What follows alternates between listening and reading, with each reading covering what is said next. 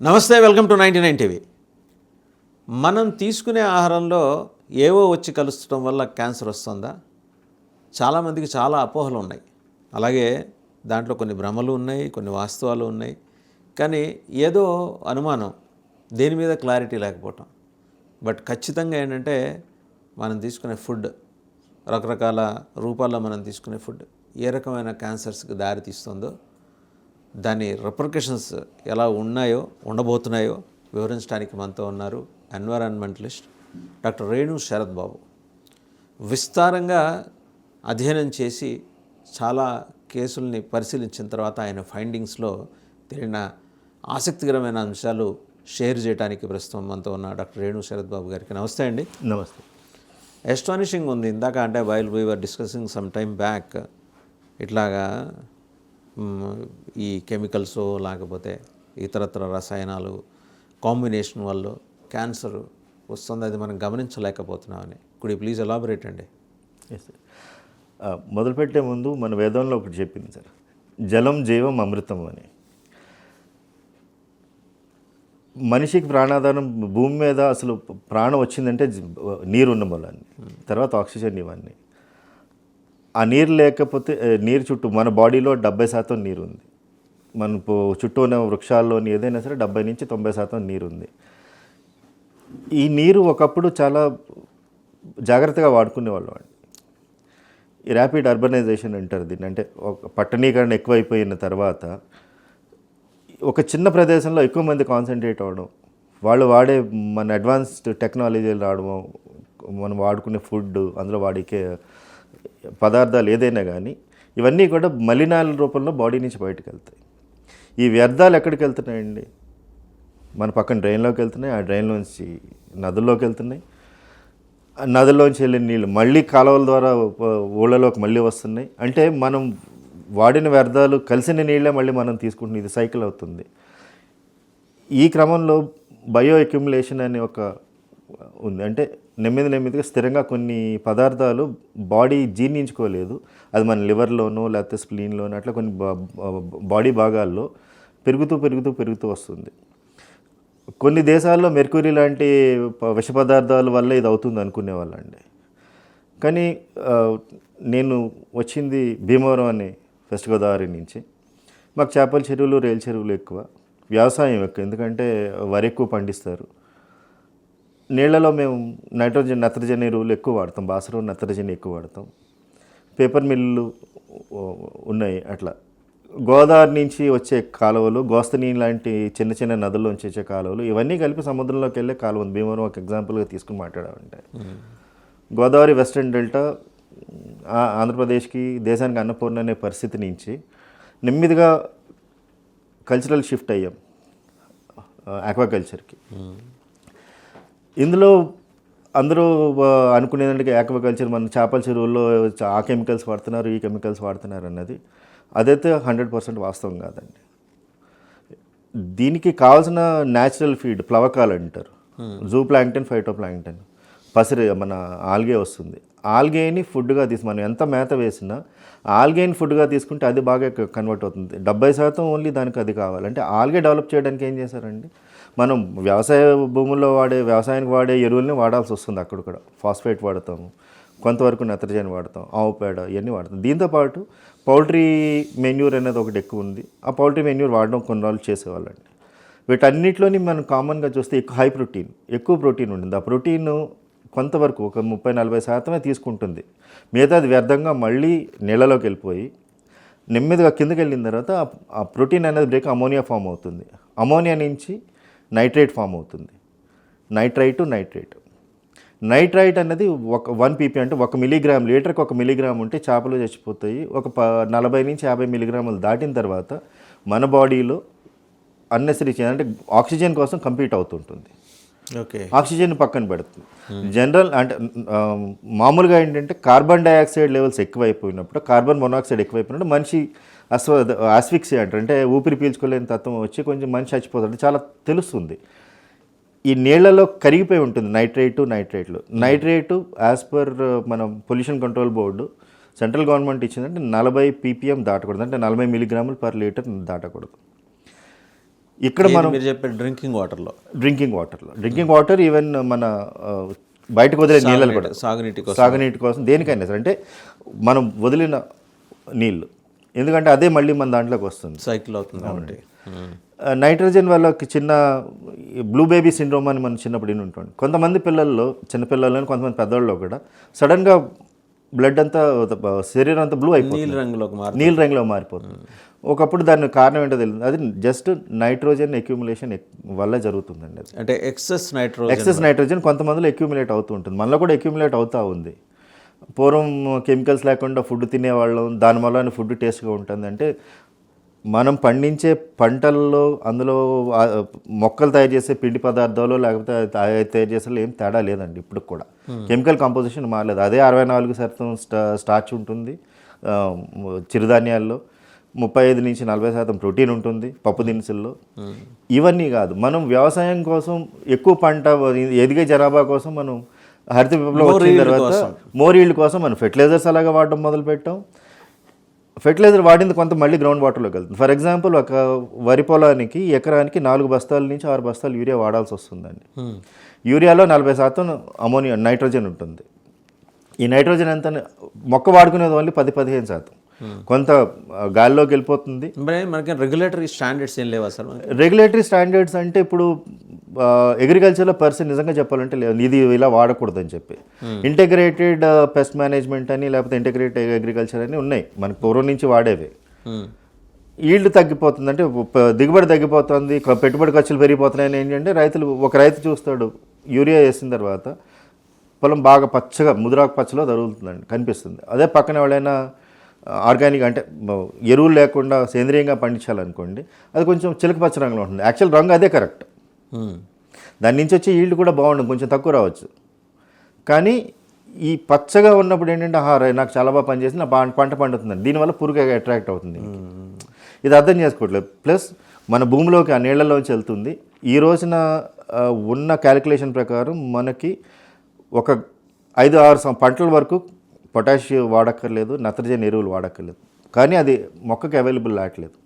ఏమవుతుంది, ground water టేబుల్లోకి వెళ్ళిపోతుంది. మళ్ళీ బోర్వెల్స్ నుంచి వాడక్కర్లేదు సార్, వేయక్కర్లేదండి. ఈరోజు ఎరువు వేయక్కర్లేదు నిజంగా చెప్పాలంటే. ఏది వరికి వేయక్కర్లేదండి, ఎరువే అక్కర్లేదు.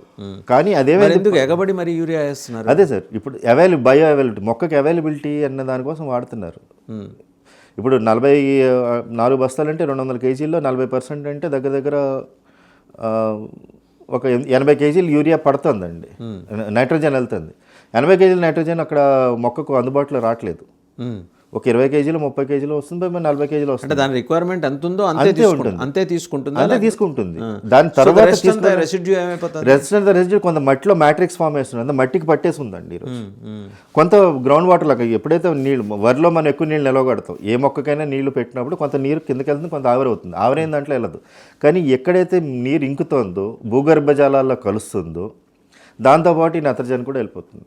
ఓకే, మొత్తం టోటల్ డ్రింకింగ్ వాటర్ శాంపిల్స్ తీసుకున్న, అంటే బోర్ వాటర్ శాంపిల్స్ ఇట్లా కూడా కావాల్సిన దానికంటే ఎక్కువ శాతంలోనే నత్రజని ఉంటుంది, నైట్రేట్. చాలా అస్టానిషింగ్ అండ్ ఫ్రైటనింగ్ ఫ్యాక్ట్స్ చెప్తున్నారు. అవును సార్. డాక్టర్ రేణు సత్బాబు గారు, అంటే నాకు ఇక్కడ ఒక డౌట్. ఇప్పుడు ఇదంతా భూగర్భ జలాల్లోకి వెళ్తోంది ఈ నైట్రోజన్ అంటున్నారు. వెళ్ళంగా ఈ మొక్కలు తీసుకోగా ఈల్డ్ పెరుగుతోంది. What ever the kind of farming are type of variants, కూరగాయలు కావచ్చు, లేకపోతే గోధుమ, వరి కావచ్చు, ఇవన్నీ పక్కన పెడితే, బట్ అవి మనం కన్జ్యూమ్ చేస్తున్నాం కదా. What is that we are going to next భూగర్భ జలాల్లోకి లేదు, మనం డైరెక్ట్గా తాగుతున్నాం, అదొక ప్రాబ్లం. ప్లస్ ఈ మొక్కలు కూడా తీసుకుంటే దానికి అవసరమైన దానికంటే కొంచెం ఎక్కువే తీసుకుంటే ఆ నైట్రోజన్ అనేది నైట్రేట్ ఫామ్లోనో రూపంలోనో ఎందులోనో మనం తినే తిండి గింజల్లోకి, ఫ్రూట్స్లోకి వెళ్తుంది. దానికి ఉన్న పెద్ద ప్రాబ్లం ఏంటంటే నత్రజని కంటెంట్ ఎక్కువ ఉన్నప్పుడు ఫస్ట్ మనకు బ్లాండ్ టేస్ట్, అంటే చప్పిడిదనం నోటుకు వస్తుంది. కృష్ణా జలాలు నీళ్ళు తీసుకుని, గోదావరి నీళ్ళు తీసుకుని, ఒకప్పుడు తీయగా కొబ్బరి బొండాల్లో ఉండే, ఇప్పుడు ఎందుకు పాడైపోయినాయండి? కృష్ణాలో ఏం తేడా, అదే వర్షం నీళ్ళు, అదే నాసిక్ నుంచి, అదే మన మహాబలేశ్వర్ నుంచి వస్తుంది, ఆ వర్షం నీళ్ళు వస్తున్నాయి. కానీ ఇంత మధ్యలో కొన్ని పెద్ద పెద్ద సిటీలు, టౌన్లు, పల్లెటూరుల నుంచి వచ్చేసి మురికి నీళ్ళు అన్నీ ఇందులో కలుస్తున్నాయి. ట్రీట్ అయ్యి, సగం ట్రీట్ అయ్యి, అసలు ట్రీట్ అవ్వకుండా ఉపనదుల ద్వారా వచ్చినప్పుడు వీటన్నిటిలో కూడా మళ్ళీ అగ్రికల్చర్ రన్ ఆఫ్ అంటారు దాన్ని. అంటే మనం వ్యవసాయం నుంచి ఎక్స్ట్రా వచ్చిందంతా మళ్ళీ కాలువలోకి వచ్చే ఈ సన్నిధుల్లోకి వస్తుంది. వచ్చిందంతా ఏమవుతుందండి, ఇంత నత్రజని అందులో ఉన్న బ్యాక్టీరియా ఇదివరకు అయితే తక్కువ వాడేవాళ్ళం కాబట్టి దాన్ని సరిపడే తీసుకొని మళ్ళీ కన్వర్ట్ చేసుకునేది. ఇప్పుడు అది కాదు, మనం వేసే లోడ్ ఎక్కువైపోయింది, దాన్ని కన్వర్ట్ చేసే బ్యాక్టీరియా తగ్గిపోయింది, సరిపడలేదు, ఇది పెరగలేదు, దాంతోపాటు పాపులేషన్ పెరిగినట్టు. సో ఇంబ్యాలెన్స్ వల్ల ఉందని పొల్యూట్ అవుతున్నాయి. అంటే ఇవి ఇలాగే క్యారీ ఫార్వర్డ్ దగ్గర మనకి నాసిక్ నుంచి గోదావరి మన రాజమండ్రి రావడానికి 1500-1600 కిలోమీటర్లు ప్రయాణం చేయాలి, ట్రావెల్ చేయాలి కదా. ఎన్ని ఊళ్ళు. కృష్ణా కూడా అంతే, మహాబలేశ్వరం నుంచి ఇక్కడికి రావాలి, నాసిక్ నుంచి గోదావరి. ఇట్లా ఉపనదులు ఉన్నాయి, తుంగభద్ర ఉంది, భీమా ఉంది, తర్వాత మూలాముత్త అని పూణేలో ఉంది. ఈ నదులన్నీ చూసారంటే మీరు చూడండి సార్, ఏదైనా సరే మురికి నీళ్ళలో ఉన్నాయి. ఇది నదులు అనలేము. మన హైదరాబాద్ తీసుకున్నామండి, కుకట్పల్లి నాలా, అది యాక్చువల్గా నాలా కాదు, అది మంచినీటి వనరు హుస్సేన్ సాగర్ని ఫీడ్ చేయడానికి.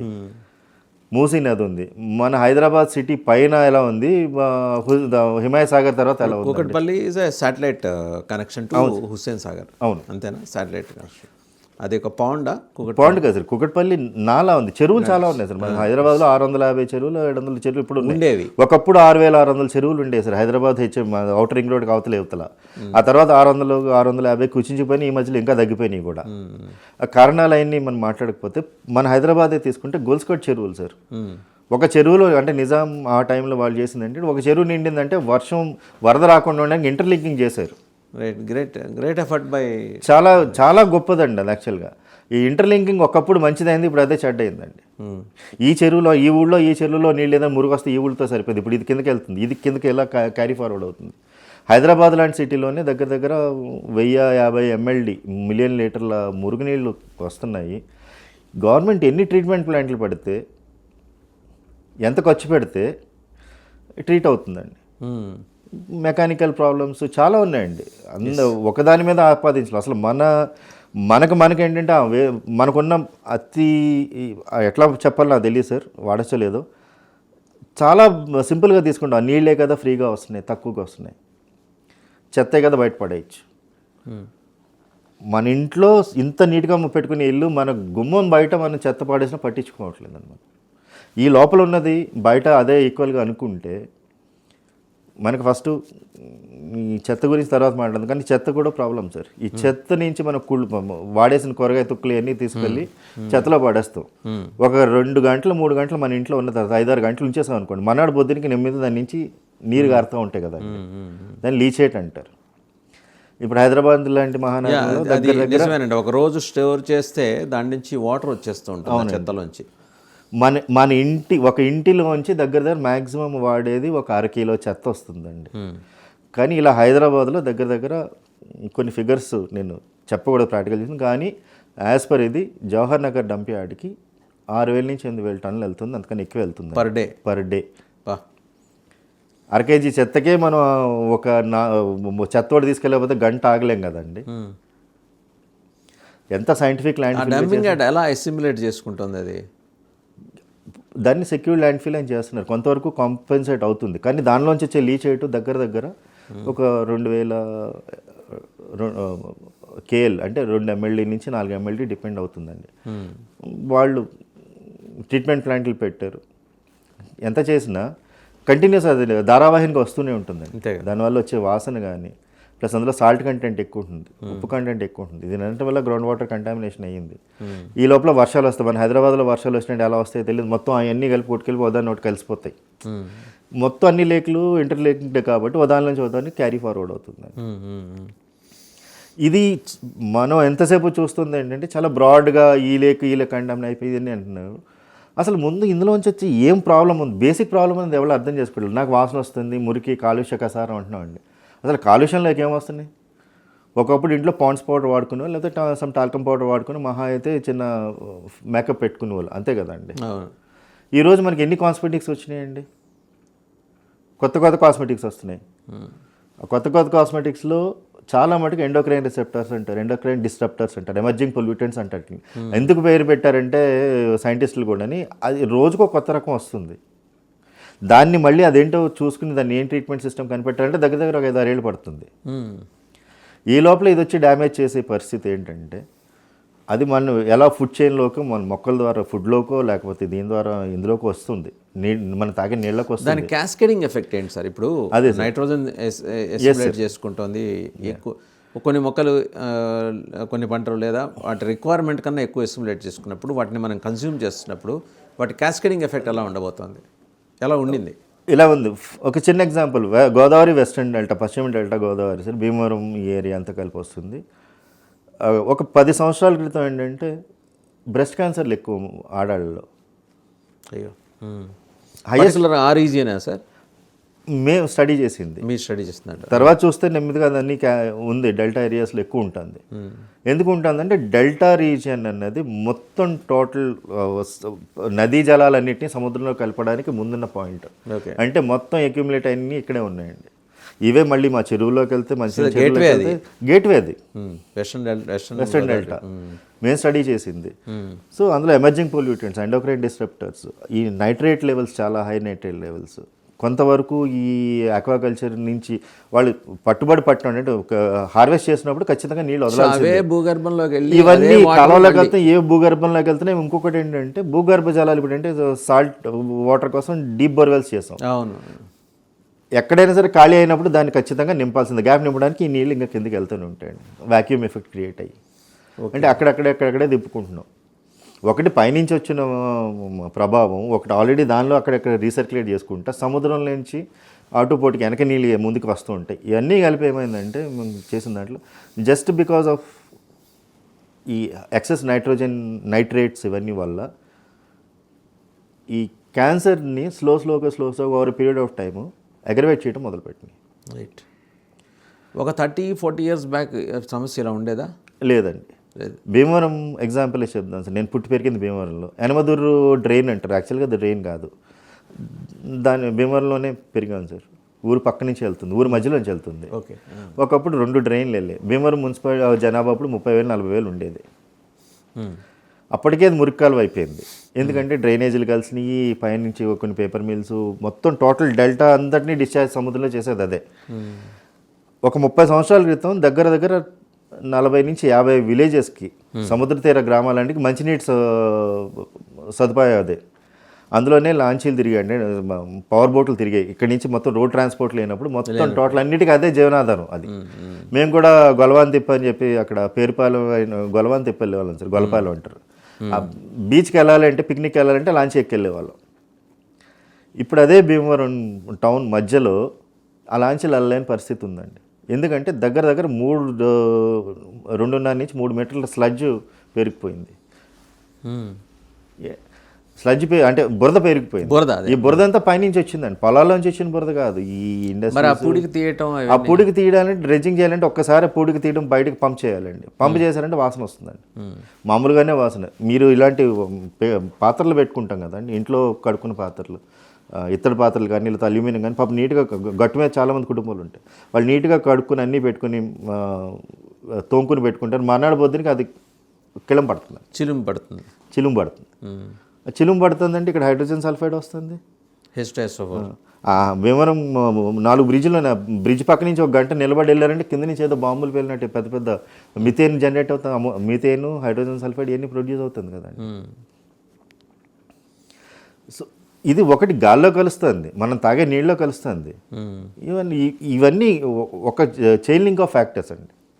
ఇన్ని కలిపి నెంబర్ ఆఫ్ కేసెస్ పెరగడం మొదలుపెట్టి. సో వెస్ట్ గోదావరిలో ఈ బ్రెస్ట్ క్యాన్సర్స్ పెరుగుతున్నాయనే అబ్జర్వేషన్ మీ అధ్యయనంలో? అవునండి. మేము ఎస్ఆర్కేఆర్ కాలేజ్లో వెట్ సెంటర్ అని ఒకటి ఉంది. ప్రొఫెసర్ రామకృష్ణరాజు గారని గోదావరి వెస్ట్రన్ డెల్టా మీద చాలా ఎక్సెసివ్గా స్టడీ చేశారు. వారు మేము కలిసి ఒక ఇంటర్నేషనల్ ప్రాజెక్ట్ చేయడం జరిగింది వాటర్ ప్యూరిఫికేషన్ మీద. అంతకుముందు వాళ్ళు చేసిన శాంపుల్ సర్వే అనాలిసిస్ అన్నీ కలిపి చూస్తే ఆ డేటా అంతా క్రోడీకరిస్తే భయం వేసిందండి మాకేని. ఇది ఎక్కడ ప్రాజెక్ట్ చేసినా అది చాలా పెద్ద అప్రూవర్ అవుతుంది. ఎంత చేసినా but in the larger interest of the humanity, మానవ జీవన శైలిలో వచ్చిన మార్పులు సరే ప్రాంప్ట్ చేస్తున్నాయి. మనం we have to go for excess yielding of the crops, వీటన్నిటి మీద ఫోకస్ ఎక్కువ పెట్టడం వల్ల దాని రిప్రికషన్స్, క్యాస్కేడింగ్ ఎఫెక్ట్ మన మీదే పడుతుంది, చాలా ఎక్కువ పడుతుంది. సైకిల్ అవును సార్ తిరిగితే. ఒక చిన్న ఎగ్జాంపుల్ చెప్తాను సార్, ఇంటర్వ్యూ చేస్తున్నాను. ప్రకృతి వ్యవసాయం చేయమని అంటున్నారు సార్, దానివల్ల ఈళ్ళు పడిపోతుంది అంటారు సార్. క్షేత్రం బలంగా ఉంటే వచ్చే మొక్క బలంగా ఉంటుంది, దానివల్ల వచ్చే ఫ్రూట్ బలంగా, ఇదే మాట చెప్తాను సార్ నేను. మా ఇంట్లో అనే ఎగ్జాంపుల్, మా ఫాదర్ ఎప్పటి నుంచో వ్యవసాయం అంటే బాగా ఇంట్రెస్ట్ వల్ల ఆయన చదువుకున్న వ్యవసాయంలోనే ఉండిపోయారు. ప్రకృతి వ్యవసాయం వాళ్ళు వచ్చి చేయండి అలా చేయండి అంటే, నేను చదువుకున్న చదువు మైక్రోబయాలజీ, ఆయన నేను డిబేట్ చేసి జీవామృతం చేయండి లేకపోతే ఘనజీవామృతం చేసేయండి, దాంతో చేసేయండి, డెఫినెట్గా పడిపోతుంది. సాయిల్ హెల్త్, సాయిల్లో బ్యాక్టీరియా కరెక్ట్గా ఉంటే చాలా మటుకు అవే ప్యూరిఫై చేసి పంపితే మొక్కలకు మళ్ళీ అవి అందిస్తాయండి. వాటిని చంపేసాం మనం. దాన్ని బాగు చేసిన తర్వాత మేము 1 kg కూడా మామూలు ఎరువేయకుండా అదే ప్యాడీ పక్కన వాళ్ళకి 35 బస్తాలు పండితే 38-40 బస్తాలు పండించామండి. ఈల్డ్ డ్రాప్ కాకుండా. సో ఇక్కడ డ్రాప్ కాదు, ఎందుకు అవుతుందండి? అవైలబిలిటీ, బయో అవైలబిలిటీ చెప్పాను కదా ఇందాక, క్రస్ట్ ఫామ్ అయిపోతుంది కదండి. అరే మనం వేసిన దాన్ని ఏదో పట్టేసి, ఇప్పుడు దానికి కావాల్సిన బయోటెక్నాలజీ ఎంత అభివృద్ధి చెందిందంటే, మొత్తం ఫాస్ఫేట్ సాల్యుబులైజింగ్ బ్యాక్టీరియా వచ్చినాయి, nitrogen solubilising bacteria, nitrogen fixing bacteria వచ్చినాయి. మీరు నమ్మరు సార్, ఇది ఎగ్జాగరేషన్ కాదు. మేము పండించే మాకు 5 ఎకరాల పొలం అండి మేము చేసేది. చుట్టూ గోదావరి జిల్లాలో మీకు తెలుసు, ఒక చేలోంచి ఇంకో చేలో నీళ్ళు వెళ్తాయి కదండి. మా చేలో మాత్రం అజోలో పెరుగుతుందండి, పక్క చేలోకి వెళ్ళినా పెరగదండి. ఎందుకని? దానికి సరిపడి మీడియం ఇక్కడ తయారు చేసి పెట్టాం కదండి. సాయిల్ ఇవన్నీ ఒక్కటే. దాని అజోలా వల్ల నైట్రోజన్ ఫెర్టిలైజర్, అది నైట్రోజన్ ఫిక్సింగ్ ఫర్న్ అండి, అది ఫీడ్గా పనిచేస్తుంది, అన్ని పని వాటర్ని ప్యూరిఫై చేస్తుంది.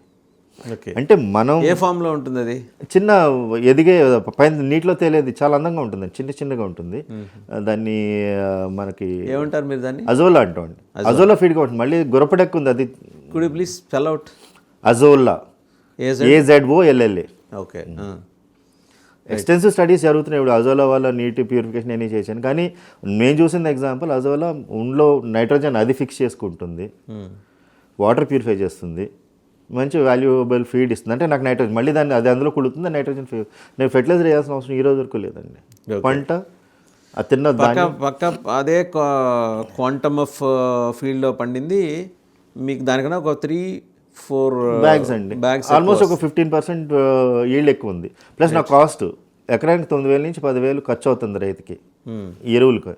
మా ఎరువులు పురుగు మందులు కొట్టాల్సిన అవసరం పడలేదు, దగ్గరగా 9,000 తగ్గింది కదా. నిజంగా నాకు ఈల్డ్ పడినా 50% పడినా నాకు కాస్ట్ 50% తగ్గింది కదండి.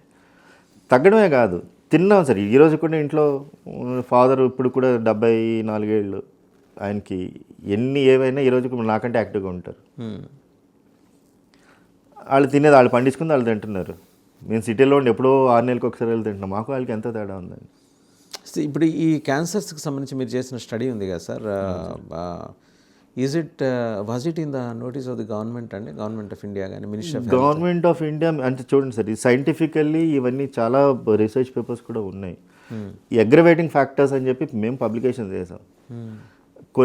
మాకు చాలా న్యూస్ పేపర్లు వచ్చింది.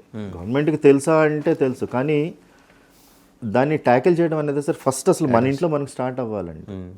చిన్న ఎగ్జాంపుల్ చెప్తాను సార్ మీకు. పూర్వం మన ఇంట్లో టాయిలెట్లు వచ్చిన కొత్తల తర్వాత ఊళ్ళో ఒక టైం దాని ఇంట్లో ఇండివిజువల్ టాయిలెట్స్ వచ్చినాయి. వచ్చిన తర్వాత ప్రతి ఇంటికి ఒక సెప్టిక్ ట్యాంక్ ఉండేది సార్. సెప్టిక్ ట్యాంక్లోకి వచ్చి నీళ్ళు కనీసం 1 రోజు 2 రోజుల్లో నిల్వ ఉండిన తర్వాత మళ్ళీ మనం ఎక్సెస్ వాటర్ ఏం చేసేవాళ్ళం అండి, పెరటి తోటకి పెట్టుకునే వాళ్ళం, లేదంటే మన ఎనుకుడు గుంటలోకి వెళ్ళిపోయేది. అప్పటికే ట్రీట్మెంట్ అయ్యేది సార్. ఈరోజు మన అండర్ గ్రౌండ్ డ్రైనేజ్ సిస్టమ్ వచ్చింది, చాలా ఎంతో గొప్పగా చెప్పుకుంటామండి. ఈ అండర్ గ్రౌండ్ డ్రైనేజ్ సిస్టమ్ వచ్చిన తర్వాత ఏం చేశారంటే మొత్తం టోటల్ అంతా కలిపి డైరెక్ట్గా తీసుకెళ్ళి మన సెప్టిక్ ఇంట్లోంచి కానీ అపార్ట్మెంట్లో అన్నీ కలిపేటి మొదలుపెట్టారు ఒక స్టేజ్లో. తర్వాత అపార్ట్మెంట్లో PCB 50 ఫ్లాట్లు దాటితే ఖచ్చితంగా సీవేజ్ ట్రీట్మెంట్ ప్లాంట్ పెట్టాలి అని పెట్టిన తర్వాత అందులో ట్రీట్ చేసి ఎక్సెస్ వాటర్ 50% నీళ్ళు గార్డెనింగ్ అయ్యి వాడుకుంటాను. అది ఫిజిబిలిటీ లేదండి. వర్షాకాలంలో ఎక్సెస్ నీళ్ళు ఆల్రెడీ వర్షం పడితే ఏం చేస్తారు, డ్రైన్లోకి వదలాల్సిందే. ఈ లోపల ఎక్విప్మెంట్ ఫెయిల్యూర్ అయిందో లేకపోతే ఆపరేటర్ సరిగ్గా పనిచేయలేదు, సగం STPలు ఈరోజు పనిచేస్తారు. వాస్తవం చెప్తున్నాను కదండి. సో ఆ నీళ్ళు ఎక్కడికి వెళ్తున్నాయండి? డైరెక్ట్గా అండర్ గ్రౌండ్ డ్రైనేజ్కో సీవేజ్ కోసం. ఈ సీవేజ్ ట్రీట్మెంట్ ప్లాంట్కి వెళ్ళినా మళ్ళీ అందులో 60% ట్రీట్ అవుతుంది. మన ఇండియాలోనే కాదు సార్, ఇంగ్లాండ్లో థేమ్స్ నదిలోకి వచ్చే రిలీజ్ అయ్యే వాటర్ 60% ట్రీట్ అవుతుంది, 40% ఇంకా పొల్యూట్ అవుతుంది. అంటే 60% ఎఫిషియన్సీతో పనిచేస్తున్నాయి. సో అంత అడ్వాన్స్డ్ దేశాలే అలా ఉంటే మనకి ఇంత జనాభా ఉండి గవర్నమెంట్ కొన్ని లక్షల కోట్లు ఖర్చు పెడుతుంది ఈ రోజున. అవును, ఖర్చు పెట్టినా మన ఇంట్లో చిన్నది ఒక్కొక్క రోజు మనం సెప్టిక్ ట్యాంక్ మనకేం వాసన రాదండి. ఒక చిన్న సెప్టిక్ ట్యాంక్ పెట్టుకుని దాంట్లో 50% ట్రీట్మెంట్ అయిన తర్వాత బయటికి పంపించుకుంటే ఎంత సేవ్ చేసిన వాళ్ళు అవుతామండి. ఒక ఒక ఒక కిలో లీటర్ అంటే ఒక 1000 లీటర్ల నీళ్లు ట్రీట్ చేయడానికి దగ్గర 10-15 యూనిట్లు ఎలక్ట్రిసిటీ ఖర్చు అవుతుంది. అవును. అంటే 15 ఇంటూ మనకి ఎంత లేదన్నా అన్ని ఖర్చులు పోను 18 నుంచి 20 రూపాయలు ఖర్చు అవుతుంది సార్. గవర్నమెంట్ రూపాయికే ఇచ్చిన ఒక 20 రూపాయలు అంటే 20 పైసలు పడుతుంది ఒక లీటర్ వాటర్ ట్రీట్ చేయడానికి. అదే 20 పైసలు ఖర్చు పెట్టి మళ్ళీ ఆరో వాటర్ కొనుక్కుంటున్నాం. ఆడికంతే 20 పైసలు 30 పైసలు ట్రీట్మెంట్ కాస్ట్ ఉంది. తర్వాత ఆడ ప్యాకేజింగ్ అన్నీ అవుతాయి. కానీ యాక్చువల్గా ఒక లీటర్ ఆరో నీళ్ళు కావాలంటే మనకి 20 పైసలు ఖర్చు అవుతుంది సార్. 20 నుంచి 30 పైసలు అంతకన్నా ఎక్కలేదు. అసలు మనం ఈ చెత్త బయట అది అడుసు తొక్కనేలా కాలు కడగనేలా పరిస్థితి ఉంది కదా అండి. చిన్న చిన్న జాగ్రత్తలు దీనివల్ల మనకి పోయేదేం లేదు. అబ్బాయి ల్యాండ్ ఇదైపోతుంది వాట్ ఎవర్ ఏదైనా కారణం వల్ల మనం అసలు ఆ సెప్టిక్ ట్యాంక్ అనే కాన్సెప్టే పోగొట్టుకున్నాం సార్. ఎందుకని అంటే మనం డైరెక్ట్గా connecting to under ground drainage వల్ల అంటారా? అంతేనండి. ఓకే, దీనికి ఏంటి సొల్యూషన్ ఏం లేదా? చిన్న ఇంటర్వెన్షన్ అండి. మధ్యలో ఒక చిన్న సెప్టిక్ ట్యాంక్ లాంటిది పెట్టుకోండి. ఒక 6 గంటలు 8 గంటలు అక్కడ ఉండేలా చేసుకుని ఓవర్ఫ్లో వెళ్ళిపోతూనే ఉంటుంది కదా. ఇప్పుడు పెద్ద అపార్ట్మెంట్లని సీవేజ్ ట్రీట్మెంట్ ప్లాంట్లు పెట్టుకుంటున్నాయి కంపల్సరీ సార్. చిన్న చిన్న అపార్ట్మెంట్లకి సో అది డైరెక్ట్గా అండర్ గ్రౌండ్కి వెళ్ళిపోతుంది. అండర్ గ్రౌండ్కి వెళ్ళిపోతుంది. బినీత్ ద గ్రౌండ్ వెళ్తుంది. మనం చూస్తే మనం యాక్చువల్గా పైన ఓపెన్ డ్రైన్లు ఉన్నాయి కదండి. మొత్తం సిటీలో ఇన్ఫ్రాస్ట్రక్చర్లో ఓపెన్ డ్రైన్ అనేది అసలు సీవేజ్ కలవకూడదండి. అది స్టామ్ వాటర్ డ్రైన్స్. మీరు ఏ డ్రైన్ చూడండి అందులో మురికి నీళ్ళు సీవేజ్ ఉంటుంది. ఎందుకంటే ఈ యూజీడీ అండర్ గ్రౌండ్ డ్రైనేజ్ ఎక్కడో చోట ఫ్రీక్వెంట్గా బ్లాక్ అవుతుంటాయి. వీళ్ళు ఏం చేస్తారంటే నేను జీవీఎంసీ విజయవాడ మున్సిపల్ కార్పొరేషన్ మేము చేసామండి, ఒక వర్క్ చేసాం. ఆ వర్కర్ని అడిగోండి ఎందుకురా ఇది కలుపుతారంటే దీనికి పైప్ లైన్ వేస్తాడు. అంటే ఇది ఇక్కడ ఓవర్ఫ్లో అయిపోయి రోడ్ అంతా వాసన వచ్చి తలకాయ నొప్పి రోజు వచ్చి ఆ జెట్ మెషిన్ క్లీన్ చేయకుండా వీడు దీంట్లో కలుపుతాడండి. ఇట్లా కింద నుంచి ఒక పైప్ లైన్ వేసేస్తారు. కొన్ని వందల పైప్ లైన్లు ఉన్నాయి సార్. ఇక్కడి నుంచి ఇక్కడికే డిస్టెన్స్ ఉంటుంది. యూజీడీ ఒక లెవెల్ పెరిగింది అనుకోండి అది డ్రైన్లోకి వెళ్ళిపోతుంది. ఓకే, విశాఖపట్నం సముద్రంలోకి కలుస్తుంది. 10-15 డ్రైన్లు కలుస్తున్నాయి. చిన్న ఇంటర్వెన్షన్ సార్. ఇంట్లో ఒక చిన్న సెప్టిక్ ట్యాంక్లో ఒక 1000 లీటర్లో 2000 లీటర్ల ట్యాంక్ పెట్టుకోండి. మీటర్ బై మీటర్ స్పేస్ సరిపోతుంది దానికి. సో మీరు ఇచ్చే సలహా ఏంటంటే సీవేజ్ ప్లాంట్లు ఒక 50 ఫ్లాట్స్ లోబడి ఉన్న అపార్ట్మెంట్లు కంపల్సరీ పెట్టుకోవాలి సార్. 50 కావదు 10-15 ఉన్నా సరే పెట్టుకోవాలి. ఈరోజు చెన్నై, బెంగళూరు లాంటి సిటీస్లో 20 ఫ్లాట్లు దాటితే ఖచ్చితంగా పెట్టాలి. ఒకప్పుడు హాస్పిటల్స్ ఇంకొక పెద్ద ప్రాబ్లం సార్. అంటే హాస్పిటల్స్ని తప్పు పట్టడం కాదు, హాస్పిటల్ కూడా సీవేజ్ ట్రీట్మెంట్ ప్లాంట్లో పెడుతున్నారు. హాస్పిటల్లో అంతకన్నా డేంజరస్ అండి. వాళ్ళు సీవేజ్ కాదు ప్రాబ్లం, వాడిన సూదులు, కాటన్, ఇంకోటి వాషింగ్స్ ఉంటాయి కదండి. ప్లస్ పేషెంట్ వెళ్తాడు, పేషెంట్ బాత్రూమ్కి వెళ్ళినప్పుడు అతను ఇన్ఫెక్షన్ ఉంటుంది కదండి. ఆ ఇన్ఫెక్షన్ మళ్ళీ డ్రైన్లోకి వెళ్తుంది కదండి. ఇవన్నీ కనెక్టెడ్, దానికి సెపరేట్ లైన్ లేదు కదండి. అంటే ఒకటి మనకి నైట్రోజన్ ఒక ప్రాబ్లము, నెక్స్ట్ అక్కడ యాంటీబయాటిక్స్ మెడిసిన్ వాడతారు. యాంటీబయాటిక్ తప్పు కాదు, వాడిన ఏముందంటే అదే యాంటీబయాటిక్ రెసిస్టెన్స్ ఉన్న బ్యాక్టీరియా ఇక్కడ చాలా మందికి ఉంటాయి. మనకి యూరినరీ ట్రాక్ట్ ఇన్ఫెక్షన్స్లో యాంటీబయాటిక్ రెసిస్టెన్స్ ఉంటుంది. వీడు యూరిన్లో వెళ్ళినప్పుడు వెళ్తుంది. అంటే నేను కొంచెం పచ్చిగా మాట్లాడుతున్నాను, దయచేసి ఏమనుకోవద్దు అందరూని. ఇది బయటకు వెళ్తుంది. బయటకు వెళ్ళి ఎక్కడికి వెళ్తుందండి? ఇదే వాటర్లోకి వెళ్తుంది. కొంత ట్రీట్ అయ్యి కొంత ట్రీట్ అవ్వలేదు, 50% వెళ్తాను సరిపోతుంది. ఇప్పుడు యాంటీబయాటిక్ రెసిస్టెన్స్ ఇంకొకటి చెప్తాను సార్. అంటే నార్మల్గా ఉన్న బ్యాక్టీరియాకి ప్లాస్మిడ్ అని ఒక డిఎన్ఏ కూడా రింగ్ రూపంలో ఉంటుందండి. ఒక ప్లాస్మిడ్లో ఎక్కువ ప్లాస్మిడ్ లోనే ఉంటుంది ఈ జీన్స్ ఎక్కువగా. సో ఈ ప్లాస్మిడ్ ఏంటంటే ఇది దీనిలోంచి బయటకు వచ్చి దీనిలో కూడా తీసుకుంటుందండి. ట్రాన్స్ఫరెంట్ ప్లాస్మిడ్ బేస్డ్ ట్రాన్స్ఫర్ అనేది యాంటీమైక్రోబియల్ రెసిస్టెన్స్ కూడా పెరుగుతుంది. అంటే మనం యాంటీబయాటిక్స్ కొత్త జనరేషన్స్ పెడతానే ఉన్నాం, డోసులు పెంచుకుంటానే రెసిస్టెన్స్ వస్తుంది. యాంటీబయాటిక్స్ వల్ల కూడా సెకండరీ ఎఫెక్ట్స్ ఉన్నాయి. లాంగ్ టర్మ్లో ఎక్కువ ప్రొలాంగ్డ్ యూజ్ అయితే ఖచ్చితంగా మళ్ళీ దేవి మన బాడీ సిస్టమ్స్ ఆల్టర్ చేస్తుంటాయి. అంటే యాంటీబయాటిక్ అనేది ఓన్లీ బ్యాక్టీరియాని చంపదండి సెలెక్టివ్గా, కొన్ని నార్మల్ సెల్స్ని చంపుతాయి, రిక్వైర్డ్ కూడా చంపుతాయి కొంతవరకు. సో అటువంటిప్పుడు ఏమవుతుందండి, మన బాడీ నార్మల్గా పనిచేయాల్సింది దాన్ని ఓవర్లోడ్ అవుతుంది. అంటే ఎఫిషియన్సీ దగ్గర ఓవర్లోడ్ అవుతుంది, స్ట్రెస్లోకి వెళ్తాం. స్ట్రెస్లోకి వెళ్ళిన తర్వాత మనకి ఎండార్ఫిన్స్ అని ఒక నెగిటివ్ హార్మోన్స్ రిలీజ్ అవుతాయి, యాంటీ ఆక్సిడెంట్స్ ప్రొడ్యూస్ అవుతాయి. యాంటీ ఆక్సిడెంట్ అంటే మన ఫ్రీ రాడికల్స్ అండి. ఫ్రీ రాడికల్ మంచి మాలిక్యూల్ లేదు, చెడ్డ లేదు, రెండింటినీ కొడుతూ ఉంటుంది. అప్పుడు డిఎన్ఏ డ్యామేజ్ అవుతుంది, దానివల్ల కూడా క్యాన్సర్స్ పెరుగుతున్నాయండి. రైట్ డాక్టర్ రేణు శరత్ బాబు గారు, చాలా విషయాలు అంటే ప్రత్యేకించి క్యాస్కేడింగ్ ఎఫెక్ట్ చెప్పుకుంటూ వచ్చారు. మీరు చెప్పిన దాంట్లో ప్రతిదీ లింక్, ఒకదానికొకటి లింక్ అవుతూ వస్తున్న విధానం చూస్తుంటే మనం ఎంత ప్రమాదకరమైన పరిస్థితుల్లో జీవిస్తున్నాం అనేది అర్థమవుతుంది. అండ్ లాట్ మెనీ ఎపిసోడ్స్ మీ నుంచి ఇంకా రావాలి, అంటే చాలా కొత్త విషయాలు నెక్స్ట్ ఎపిసోడ్స్లో తెలుసుకుందాం. Thank you very much Renu Sarath Babu garu. అవకాశం ఇచ్చిన చాలా థ్యాంక్స్ సార్.